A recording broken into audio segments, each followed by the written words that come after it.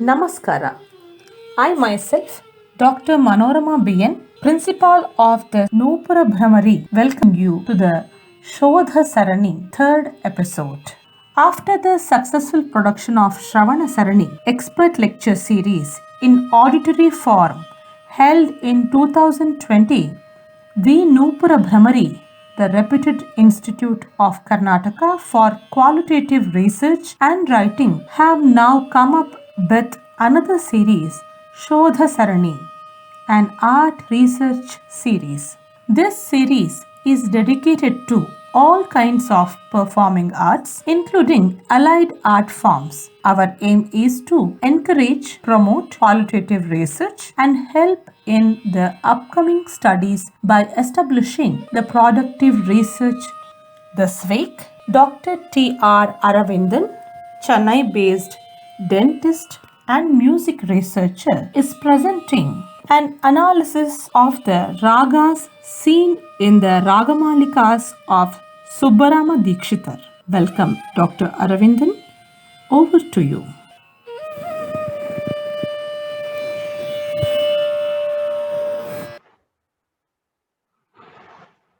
Sri Tyagaraja Sahayam, Sri Tyagaraja Guru Padugabhyam Namaha, Sri Tyagaraja Guru Parabrahmane Namaha.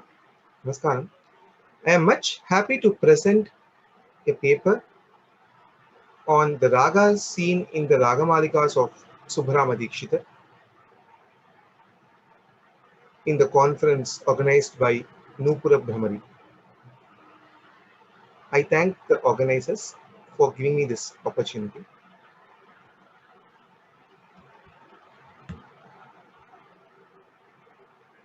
We do have various musical forms in our music like Gitas, Varnas, Swarajatis, Kirtanas, and one among them is the Ragamalikas. The predecessors of the Ragamalikas can be traced back to the medieval period, wherein the forms like Raga Kadambaka and Raga Malika Prabandhas existed.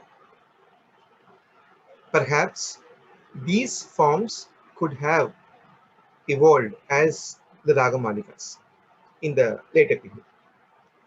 When we speak about the Ragamalikas, it is inevitable to talk about a particular family wherein almost every other member has contributed to the field of Ragamalika. The family is Dikshita family or Dikshitar family. The composers belonging to this family include Sri Ramaswamy Dikshitar, Sri Chinnaswamy Dikshitar, Sri Balaswamy Dikshitar, and the well-known Sri Muduswamy Dikshitar, and Sri Subbarama Dikshitar. Of these, Muduswamy, Chinnaswamy, and Balaswamy were the sons of Sri Ramaswamy Dikshitar, and Subbarama Dikshitar was the grandson of Sri Ramaswamy Dikshitar. Of these five composers, excluding Chinnaswamy Dikshitar and Balaswamy Dikshitar, the other three Dikshitas has composed Ragamalikas. Subbarama Dikshitar, in his text Sampradaya Pradarshini, Sangeeta Sampradaya Pradarshini, has also given a criteria to define a Ragamalika. He says a Ragamalika must have at least 6 or 9 ragas. It must have a Mukta Iswara. It is preferable to have a Sahitya for these Mukta Iswaras, and so on. When we see the text Sampradaya Pradarshini, we come to know that Sri Ramaswamy Dikshitar has composed three Ragamalikas. Sri Muduswamy Dikshitar has composed 2 Ragamalikas, and Subbarama Dikshitar has composed 10 Ragamalikas. We do have few Ragamalikas outside the text Sampradaya Pradarshini attributed to Muduswamy Dikshitar, and we are not considering those Ragamalikas for the purpose, as we're not going to deal with Muduswamy Dikshitar. Of the Ragamalikas composed by Subbarama Dikshitar, 9 were written and tuned by him, and one was uh, tuned by him. It was the Sahitya was written by another person called as Krishna Kavi, and that Ragamalika is not included here. That is the E. Kanakambari, a Raganga Ragamalika, which is an encyclopedia to understand the Raganga Ragas, that is not included in this presentation as that was only tuned by Subbarama Dikshita. And second, that is to be studied separately. The Raganga Ragas are to be studied separately. And for another reason, which I'll be saying soon, that Ragamalika is not included. If we exclude that E. Kanakambari Ragamalika, we have 9 other Ragamalikas. Of these 9 Ragamalikas, uh, 3 Ragamalikas can be called as Nava Ragamalikas. That is, they have 9 ragas. Two Ragamalikas have 4 ragas. One has 5, one has 6, one has 10. And the Ragamalika Kaminchina Kalavatida, composed on the patron Pusapati Ananda Gajapati Raju, has 32 Ragamalikas. All were composed in Telugu except the Ragamalika Manadodi Nangine, which was composed in Tamil. And the majority of them were composed in the praise of royal patrons like Pusapati Ananda Gajapati, Bhaskara Setupati, Ettappa Maharaja. We do have few other Ragamalikas amongst these 9 which are not composed on these royal patrons. As it is evident from this slide, majority of these Ragamalikas were composed either in the Tala Tisra Ekam or Rupakam. Only one Ragamalika, Manadodi Nangine, Tamil Ragamalika, was composed in Tala Adi. Our research question is, are there any similarities between the Ragamalikas composed by Subbarama Dikshitar with other Dikshitas belonging to his family? It is just because every other composer in this family has composed a Ragamalika, we cannot certainly say there seems to be a link between these Dikshitas. Because Ramaswamy Dikshita was the earliest Dikshita, he can be considered as a pioneer for the Dikshita school, and Subbarama Dikshita was the youngest. So there was there is at least 30 to 40 years of difference between Subbarama Dikshita and Ramaswamy Dikshita, and hence it is essential for us to study whether any similarities exist between these Ragamalikas composed by these Dikshitas. As I have said earlier, we have the Ragamalikas of Ramaswamy, Muthuswamy and Subbarama Dikshita, and we do not have any evidence to say Balaswamy Dikshita or Chinnaswamy Dikshita has composed any Ragamalika. Our second research question is, does the Raga Lakshana seen in the Ragamalikas of Subbarama Dikshita resembles the style of his predecessors or follow the Lakshana prevalent during this period? Our music is constantly evolving. It is even now evolving, and a lot of changes started to occur during the period of Subbarama Dikshita. So whether Subbarama Dikshita, he was very much aware of these changes. When you go through his text Sampradaya Pradarshini, it is easy to observe those changes. So our question is whether he has incorporated those changes in his Ragamalikas, or he has followed the tradition that was there before and followed by his predecessors. Ideally, we can also take the ragas used by Subbarama Dikshita, but since it will be lengthy for this presentation, I have restricted myself to the ragas used by him in his Ragamalikas. When I reviewed the literature, I was able to find few presentations done on this topic.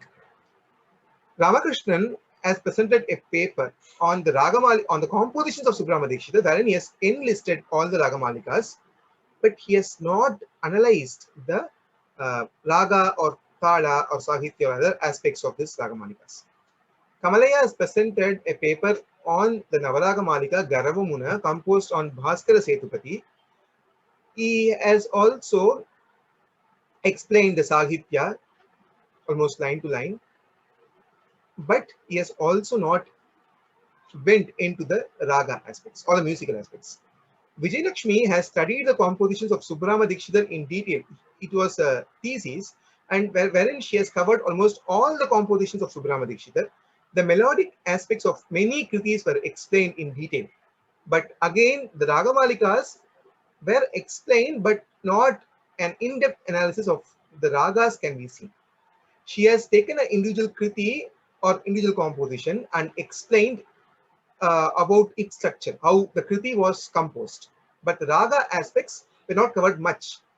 We do have few other theses done on these composers, but they are not available online for us to access. So those uh, dissertations or theses were not considered.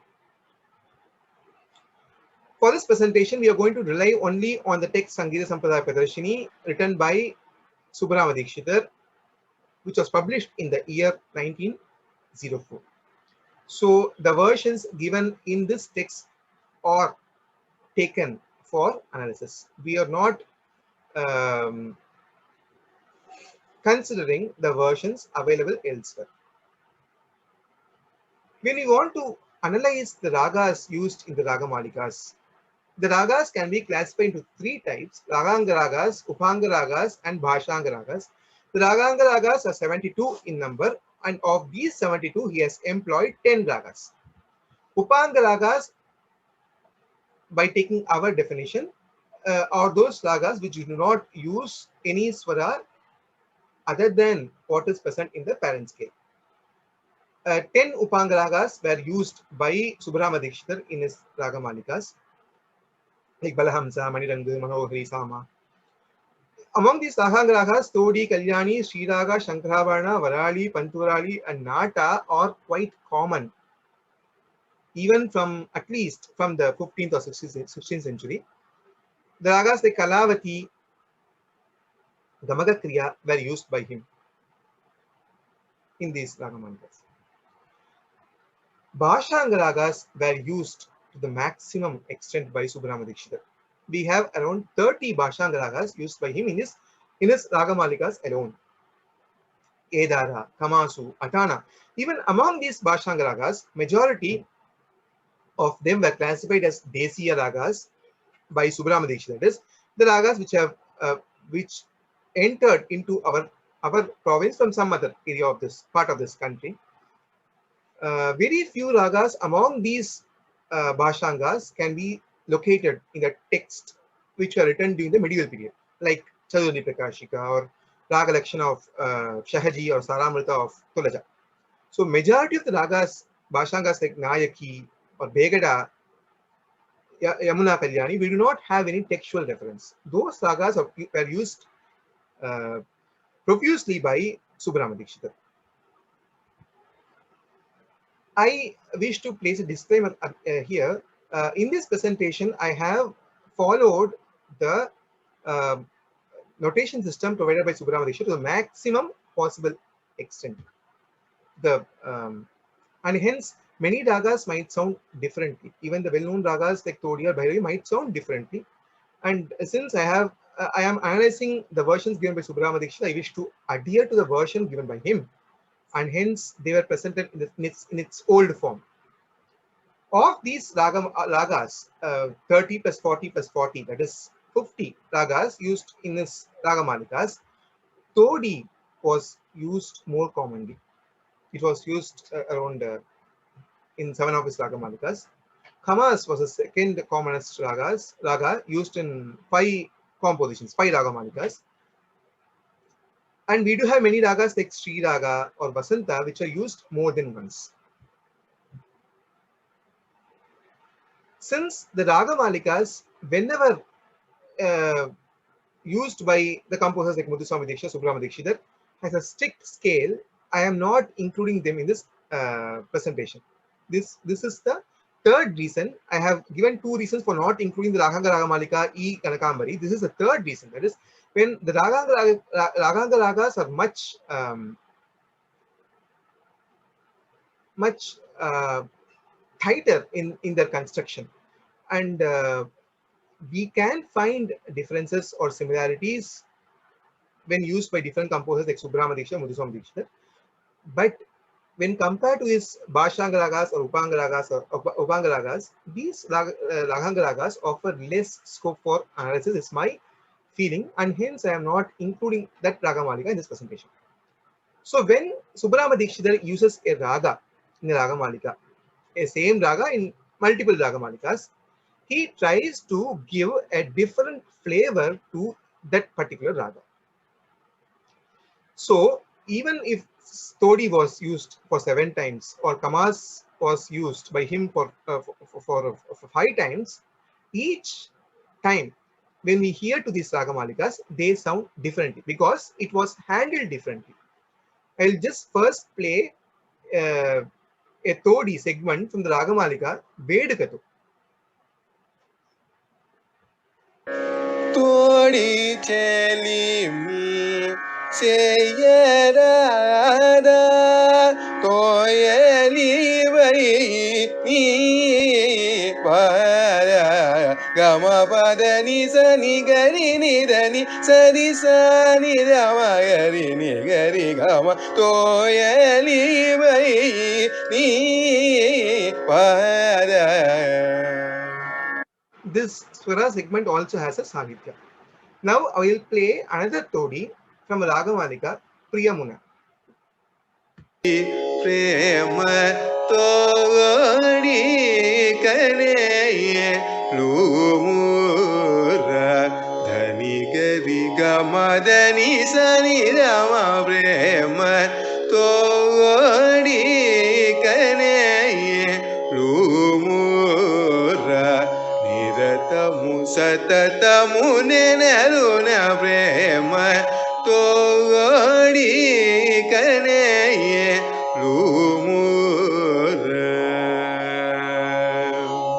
The specialty here is the Todi was used as a Panchama Vajji Raga in the Ragamalika Priyamuna. So Panchama was not used anywhere in this Todi segment, whereas Vedikato has that Panchama. So we can definitely find many of the differences, but this is the most striking difference, and hence I just want to project it. So whenever a single raga was used by him in many of his Ragamalikas, they sound differently. So we do not get a feeling that a same tune was just used by him for more than once. So Sri Raga, Bhairavi, Vasanta are a few of the ragas which were used more than once. When we just compare the raga selection between Subramanya Dikshit and Ramaswamy Dikshit, we find a great amount of similarity. Ramaswamy Dikshit has influenced a lot on Subramanya Dikshit in the selection of these ragas. I have said Ramaswamy Dikshit has composed 3 Ragamalikas that is available to us through Sampradaya Pradarshini. When we compare those Ragamalikas with the ragas used by Subramanya Dikshit, we can confidently say Ramaswamy Dikshit has a great influence on Subramanya Dikshit. Of all the ragas, when we compare the ragas of Subramanya Dikshit and ragas of Ramaswamy Dikshit side by side used in their Ragamalikas, we find only 4 ragas that are not common to these two composers. Every other raga was every other raga employed by Ramaswamy Dikshit was used by Subramanya Dikshit, excluding these 4 ragas: Udrapriya, Kalavati, Paraju, and Kamasu. These ragas were not used by Ramaswamy Dikshit, or we do not get a Ragamalika of Ramaswamy Dikshit having these 4 ragas cannot be ascertained. So at least for these purposes, we need to get more information on these composers to solve these questions. And there's a preponderance of the janyas belonging to the Raganga Ragas 15 and 22. I use the term Raganga Ragas instead of Melas as we are dealing with these Dikshita composers. Though they can be used synonymously, I prefer to use this term since we are dealing with the Dikshita family. So the janyas of the Raganga Ragas 15 and 22 were used more commonly by these composers. Generally, the members of this family, especially Muthuswami Dikshitar, Subbarama Dikshitar and Ramaswamy Dikshitar, you have used these janyas extensively. For example, in the Ragamalika Kamanchana Kalavatira, we find the ragas Paraju, Lalita, Gauri, Padi, Vasanta, all are the janyas of Raganga Raga 15, Malavagoda. In the Ragamalika Samajagamana of Ramaswamy Dikshita, we find the ragas Darbaru, Sahana, Sriragam, Kapi, Manidangu, all are janyas of Sriraga, that is Rahang Raga 22. So we find a preponderance of the janyas belonging to these two Rahang Ragas more commonly. The Raga selection, even within a single Ragamalika, in some cases follows the style of Ramaswamy Dikshita. I am just giving a comparison between two Ragamalikas, Priyamuna, composed by Subbarama Dikshitar, and Samajagamana, composed by Ramaswamy Dikshitar. This Samajagamana is a Ragamalika comprising of 20 ragas, and Priyamuna is a Ragamalika comprising of 10 ragas. Out of these 10 ragas, Subbarama Dikshitar has used 7 ragas, which were also used by Ramaswamy Dikshitar in his Ragamalika Samajagamana. So these 7 ragas are common to both Samajagamana and Priyamuna. So Sri Raga, Ambiru, Darbaru, Padi, Sahana, Mohan, Bhupalam, these 7 are common to both these Ragamalikas. Only 3 ragas in Priyamuna are cannot be located in the Ragamalika Samajagamana.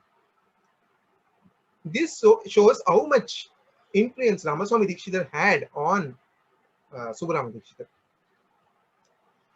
One another characteristic feature of this family is that members or the ragas belonging to the same Rahanga ragas will be used serially, adjacently. They juxtapose the janyas belonging to the same Rahanga ragas.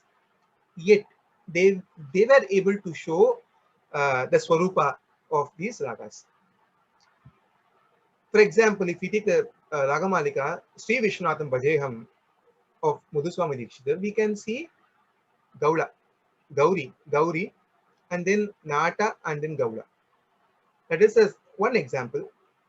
His Purna Chandra Bimba, Muthuswami Dikshitar's Ragamalika, has the ragas Saraswati Manogari, Shuddha Vasanta, Hamsadhvani, Nagadhvani, all belonging to the Raganga Raga 29, Shankarabhani.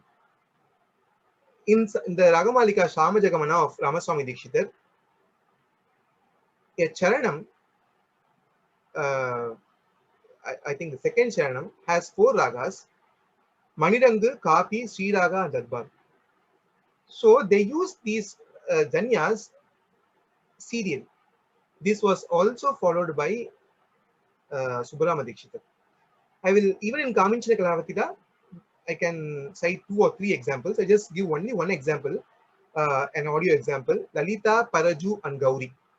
This Kaminchana Kalavatira can itself be presented as a paper. This is the most asymmetric composition available. In Kaminchana Kalavatira, the second half of the Ragamalika has 16 ragas, and these 16 ragas run only for 1 avarta. The tala is Tistra Ekam, so we have 6 aksharas, 1, 2, 3, 6 aksharas, and these ragas run only for this 6 aksharas or 1 avarta. So this composer is forced to show the identity of this raga within this single avarta. And Subbarama Dikshitar has done that. Lalita, Paraju, and Gauri, the janyas of Malava were used serially. Next. In Lalita, he says elsewhere in his text that the Lalita is much perceived. The raga Lalita is well perceived if the Mandrasthayi Madhyama is touched. He has used that point here in this Ragamalika Lalita segment. They run only for 1 avarta. The phrase Pari is typical to Gauri. when we these ragas can be understood by us only if we go through the versions given by Subramanya Dikshitar in his Sampradaya Pradesh. These these subtleties are not much expressed in the versions given in other texts. Hence, we need to adhere to this text, Sampradaya Pradesh, to understand. So this phrase pari is typical to the Raga Gauri, at least handled by these Dikshita composers, and he has employed that here. I'll just play the clip having these three ragas. Madhura Raja Lalita Vajanara, Madhura Raja Lalita Vajanara, Manuparu Jugala Darunira, Manuparu Jugala Darunira, Madhi Gauri Nilupu Sadira, Madhi Gauri Nilupu Sadira. It just run for 1 hour. Lalita Paraju Gauri.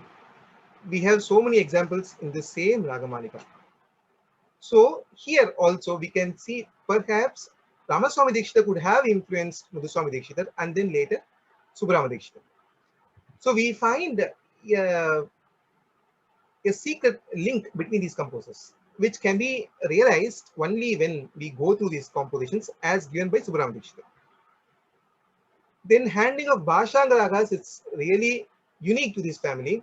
When we compare the use of Anyaswara in the Bhashanga raga seen in the composition of Ramaswamy Dikshitar, Muthuswamy Dikshitar and Subramanya Dikshitar, Ramaswamy Dikshitar has used the Anyaswara very sparsely.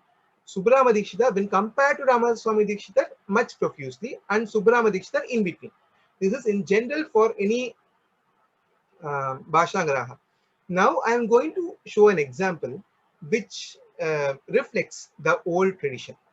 The raga Bhairavi now is usually sung with Chatushri Devata in the Arohana and Shuddha Devata in the Avarohana.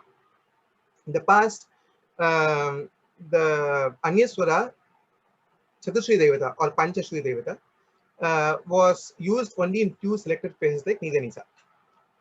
So, and there were also instances wherein this Bhairavi was used totally without this Anyaswara, Panchashruti Devata.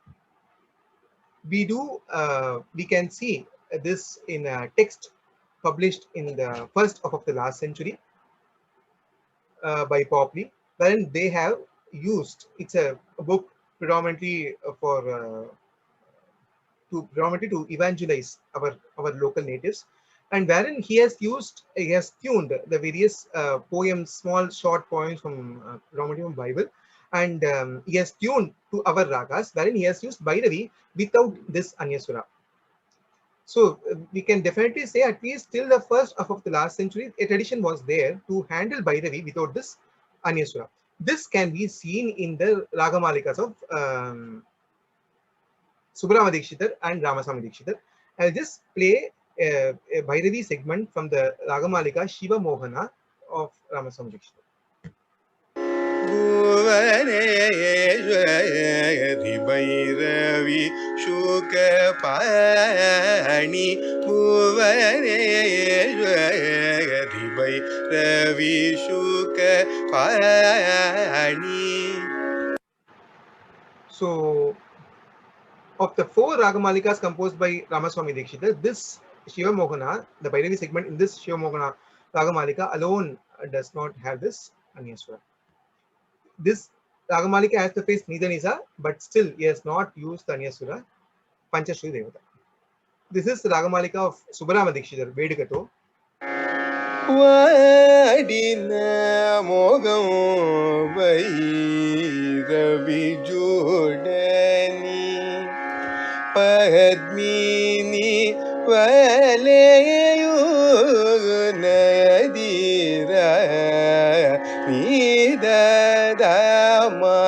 Nidama Pamagari Nisagari Gama Padama Dani Sadi Gamari Gasayu Nadira. Sahitya for this Muktai Sura segment. So we can see how much the old tradition can be located in the Ragamalika of Subramanya Dikshitar, and we cannot assertively say it was an influence from the Ramaswamy Dikshitar's Ragamalika, but we can definitely say that an old tradition was preserved by Subramanya Dikshit in his compositions. Then, when we analyze the compositions of these composers, we can find many phrases unique to this family. We cannot find these phrases in any of the other compositions available in this ragas. I can say several examples, but only one is taken here, the Raga Manohari. The Manohari, now it is also called as Kamala Manohari, is a janya of 33rd Ragangaraha Ganga Tarangini, and it has the scale, Sagama Panisa and Sanideva Magasa. This raga has a phrase, special phrase, Sadapa. Sadapa. That phrase was used by both Madhuswami Dikshit and Subramanya Dikshit. This phrase Sadapa is, at least to my knowledge, cannot be seen in any of the compositions. There is a composition in this the same raga composed by Tyagaraja Swamigal available in Valajapet transcripts. Even in that old version, we cannot see this phrase Sadapa. I'll just play a kriti of Madhuswami Dikshit first, Shankaram Abhirami, which has this phrase. शङ्करमभिरामी मनोहरं शशिधरममृद घटेश्वरं भजेगं शशिधरममृद घटेश्वरं भजेगम्. The second line has this phrase. Whereas the composition Kaminchini Kalavatira, again the same 32 Ragamalika, has this Manohari phrase. I have told this is the most asymmetric composition. I have given an example wherein the 16 ragas were used only for one avarta. The other 16 ragas were given an elaborative treatment. Manohari is one such. Ni manogari yadiraga nilada necha tagaduraga sani dapa maga sani dapa ni sa gama dapa ma gama pani sa dapa sani ga sa maga sani sani da ni da dapa maga diraga neladane echetagururaga nele nele dugalagu nelavagu nagaramulu galamagu vajiku rulajiki nadechu nadugulu galayadivaga diraga neladane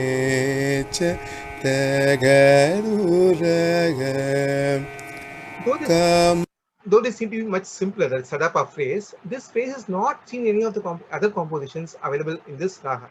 It makes us to surmise this family must have got some phrases which were known only to them. This is just an hypothesis. Then we can find some phrases, same phrases, but used in different ragas. One example is the phrase Ninni Sanipama in the raga Nilamari. This phrase is almost seen in every old version of this raga Nilambari, though we now get to hear the phrase like Ninni Sanipa ma with ma as a plain swara is not commonly heard in the present concert platforms.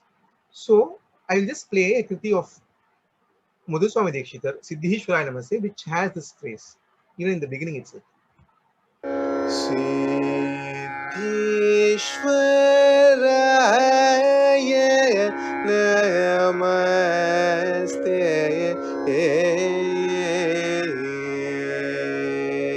Siddhishwaraya Namaste.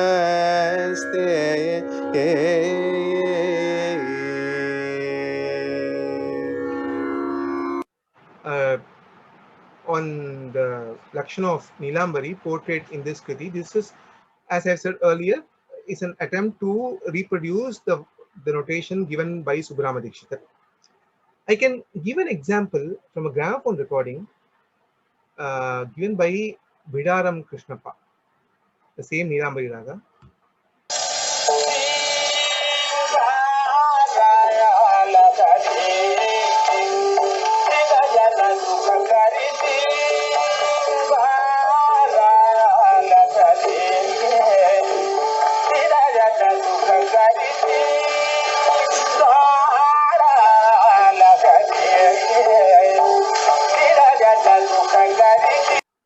Now you can relate that the two Nilambari, the two kritis in this saga Nilambari. So again, how much the old music was propagated or was recorded by Subramanya Dikshit in his treatise. Now this phrase Ninisa Nipama was used by Subramanya Dikshit, but in the raga Kedara. Again, he has used in the at a very beautiful place in the Sahitya.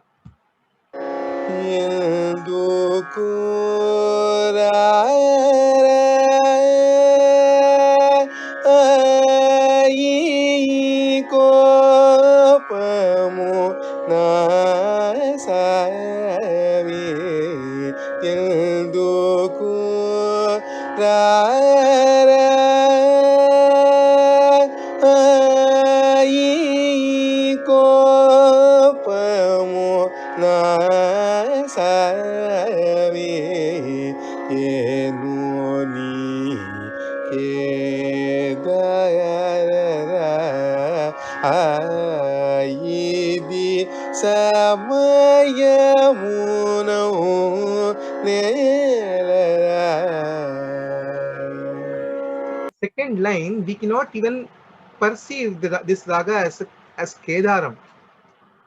Just because he has given the raga mudra, and we are much prepared, at least for a person who is much accustomed, who is much used to the old versions, will get prepared to the Kedara like this. But for others, for an untrained ear, this might not sound like Kedaram at all.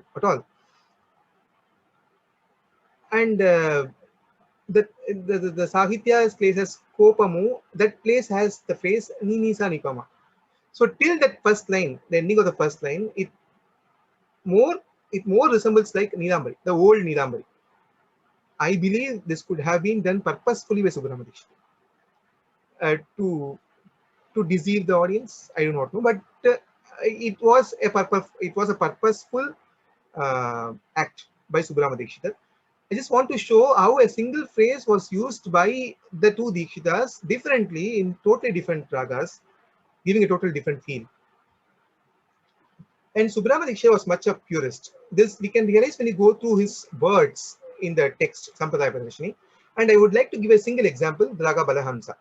This Balahamsa is a major raga, at least the present form, what we hear, that is Janya of Harikamboji, is there at least from the period of Shahaji.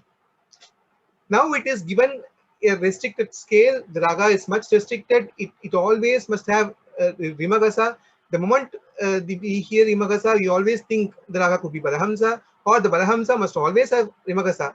But in the past, it was not like that. It was a much bigger raga, and it had many phrases like Sarigama, Rigari, Pamari, Mapada Pasa, Pasa. All these phrases were there in Balahamsa. I will just give a Ragamalika, a segment from the Ragamalika. Gasidiranavalamsa gamanagayachiyunarira dasari pamagari sari gasari sani da padasa da pasari gasari sani pada payunarira.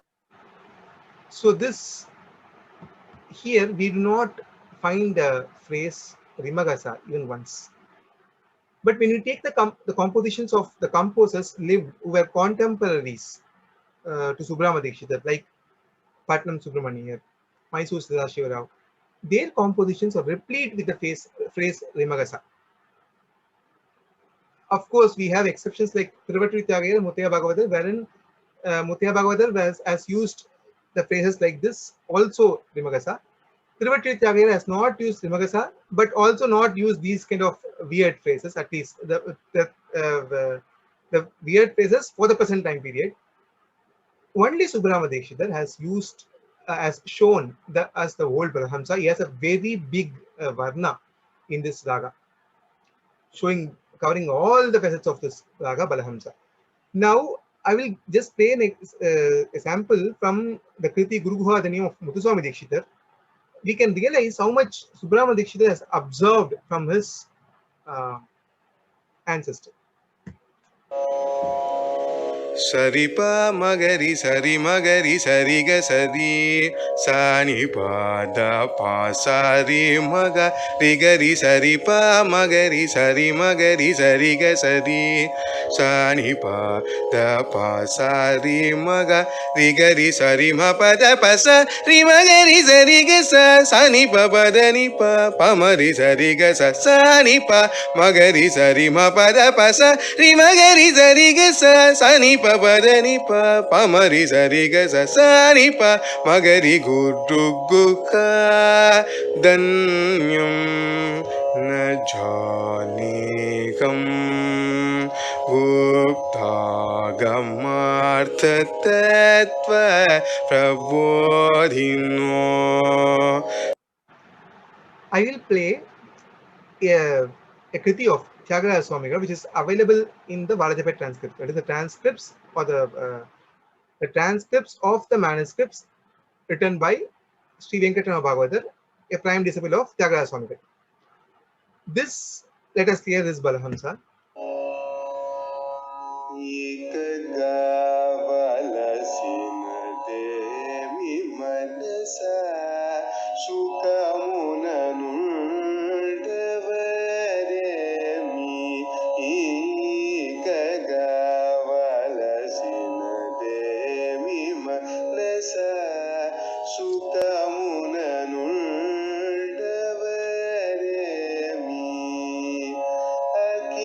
So this shows how much a tradition was followed by both Tyagaraja Swamigal and Muthuswami Dikshitar, who were contemporaries.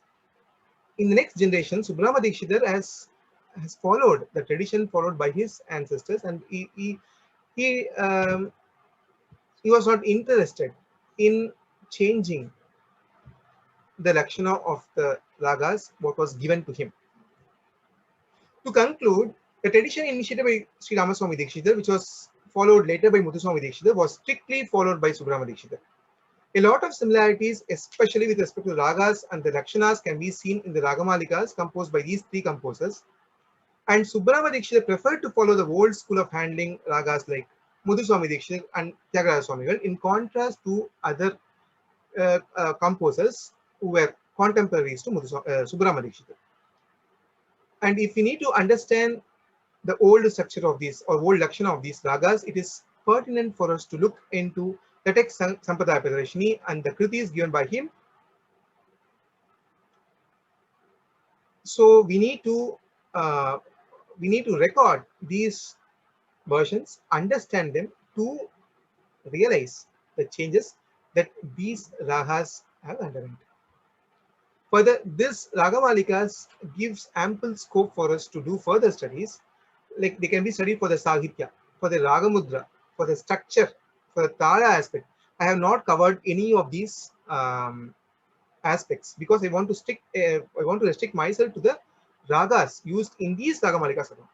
We can then compare the ragas used in his Ragamalikas with the same ragas used in his other compositions. And these ragas used by Subramanya Dikshitar can be taken as a whole and be compared and can be compared with the compositions of other Dikshitars. So we can do a lot of studies using this material. As a small attempt to archive these compositions, this YouTube channel is there. Wherein I frequently upload the kritis of Subramanya Dikshitar, and few of his Ragamalikas have also been uploaded. These are the references. I once again thank the organizers for giving me an opportunity to present, because this is a favorable topic.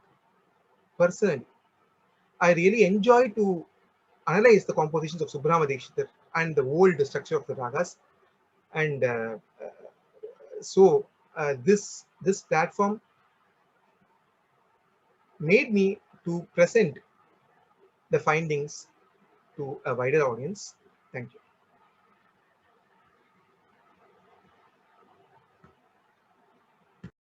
Dr. T.R. Aravindan's presentation was good and significant. The musical demonstration on ragas is timely. The further scope of study could include historical perspectives like brief history of Ragamalika Prabandhas can be discussed. For example, Raga Kadamba has been discussed by Matanga in Brihadeshi. Similarly, there are many ancient Shastrakaras discuss in their treatises about the Prabandhas like Shukachanchu, Vichitra, Chaturanga, and so on. Pandarika Vithala discussed Raga Kadamba, which included many raga, tala, vritta, anga, padya, rasa in it. Each of these factors vary to form different varieties like Nandyavarta, Swastika, Abjapatra, Abjagarbha, Brahmara, Amredita, and so on. A Kannadika called Gopala Nayaka had composed a raga Kadambaka called Brahmara Swastika in 13th century, which is mentioned by Kalinatha in his work. A 19th century renowned Harikatha Vidwan and poet Ajjada Adibhatla Narayana had composed Raga Kadamba with 90 ragas and Panchamukhi and Shanmukhi Tala. Researcher could have been mentioned about lineage factor from composer of Sangeeta Sudha Govinda Dikshita to his great grandson Govinda Dikshita and so on. Acknowledging family lineage and their ideas also an important factor in rag analysis. As the experimentation of the ragas are mentioned, it is also important to explain about characteristics, history and evolution of these ragas and their raganga, upanga, bhashangas, swara vakrata and lopa, mixture of anyaswara, mela, sampurnatva, grama, bhasha, vibhasha with an example as well. As Mohana Raga's origin and development begin as Travana, Dondakri, Bhupala and later Mohana. However, the presentation was admirable. I personally congratulate Nupura Bhramari for organizing this wonderful research series by Vedushi Kanchana Rohini Subbaratnam, senior musician and scholar. Not much has been done about the music tradition of Subbarama Dikshita in the field. Also, no satisfactory information or critical edition with notes is available on the total number of ragas. Against this backdrop, Dr. T.R. Aravindan's work should be welcomed. Experiments in ragas are a result of change with time. It was better if the history has been discussed. When discussing the Ragamalikas, one should note the kind of ragas that Govinda Dikshita and Venkatamaki say. There is no doubt that some of these issues are noteworthy details.